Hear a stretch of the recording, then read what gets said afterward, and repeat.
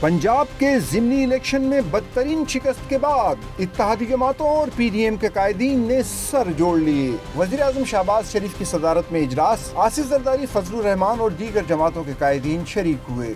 شرکاء کو صوبائی اسمبلی میں نمبر گیم پر بریفنگ بھی دی گئی۔ حکومتی اتحاد نے متفقہ طور پر ملک میں قبل از وقت انتخابات نہ کرانے کا فیصلہ کیا۔ اجلاس میں عمران خان کے بیانیے کا بھرپور جواب دینے پر بھی اتفاق کیا گیا اور یہ بھی طے کیا گیا کہ پنجاب میں بھی وزیر اعلیٰ کو بچانے کے لیے تمام اتحادی جماعتیں کوشش کریں گی۔ لیگی رہنما خواجہ سعد رفیق نے اجلاس کی تفصیلات بتائیں۔ وفاقی حکومت انشاءاللہ اپنی ٹرم پوری کرے گی اور ملک کی بہتری کے لیے تمام اقدامات بروئے کار لائے گی۔ اس سلسلے میں ابہام پھیلانے سے اور شوشے چھوڑنے سے گریز کیا جانا چاہیے۔ سعد رفیق نے دعویٰ کیا کہ پنجاب کے ضمنی انتخابات کسی جماعت کی مقبولیت یا عدم مقبولیت کا پیمانہ نہیں۔